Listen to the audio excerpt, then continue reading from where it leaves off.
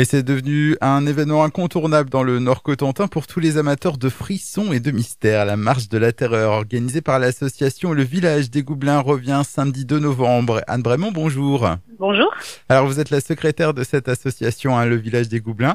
Une marche de la terreur donc victime de son succès, puisque vous affichez complet, la totalité des places étant partie en quelques minutes. Comment expliquez-vous cet engouement autour de cet événement ? Oui, c'est vrai que tous les ans, c'est la même folie, on va dire. Tous les ans, c'est complet un peu plus rapidement. C'est vrai qu'on a un concept qui est assez spécial. On veut absolument garder des départs par groupe de 10 personnes pour justement que tout le monde ait les mêmes sensations. Et du coup, ce qui fait que, oui, quand on a des milliers de personnes connectées en même temps sur la billetterie, forcément, ça coince.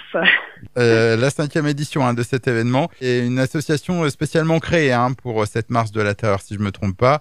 Pouvez-vous nous raconter un peu l'histoire du village des Goublins, comment tout a commencé ? Alors tout a commencé en fait en partenariat avec le centre social La Mosaïque à la Glacerie. Donc on avait organisé une première marche avec quelques figurants, donc plutôt à destination des adultes. Et c'est vrai qu'il y a eu tout de suite un engouement un peu phénoménal sur l'événement. Donc on a créé une association dans la foulée pour pouvoir avoir plus de praticité et puis plus de liberté dans l'organisation de l'événement. Du coup voilà, c'est une marche qui a fait un peu son chemin, on va dire. Maintenant on a de plus en plus de monde en tant que bénévole sur le parcours. Donc pour rappeler en fait, c'est la marche de la terreur, c'est une marche de 4 kilomètres dans les bois de la Glacerie. Et sur ce parcours de 4 kilomètres, on a cette année on a 230 bénévoles, autant en figuration qu'en logistique, en sécurité. Ça fait quand même beaucoup de monde. Et toute l'année on organise tous les week-ends les décors, les costumes. Donc ça prend des grosses proportions, mais on a en vrai, je dis toujours du spectacle vivant, même si c'est plutôt spectacle de mort vivant, mais c'est tout à fait ça. Donc une marche de 4 kilomètres pour un parcours d'environ 1h30. Est-ce que les participants doivent se préparer d'une façon particulière pour vivre pleinement l'expérience ? Alors non, après il faut toujours s'habiller un peu plus pour une marche dans les chemins et dans les champs. Donc forcément, ça dépend du temps qu'on peut avoir la semaine précédente. Après, c'est une marche qui est interdite aux moins de 14 ans. Donc c'est vraiment un événement adulte. Le thème choisi, c'est la fin du monde, déjà très anxiogène. Une édition qui est en fait une réédition de la marche de la terreur proposée en février dernier. Oui, c'est ça, parce que cette édition de février avait été un report de novembre dernier qui avait dû être déplacé du fait de la tempête. Donc voilà, on n'avait pas le temps de reproposer un nouveau scénario. On travaille par commission, donc on se penche sur des scénarios, on se penche sur les costumes spécifiquement pour chaque poste, c'est toutes ces nettes sur le parcours.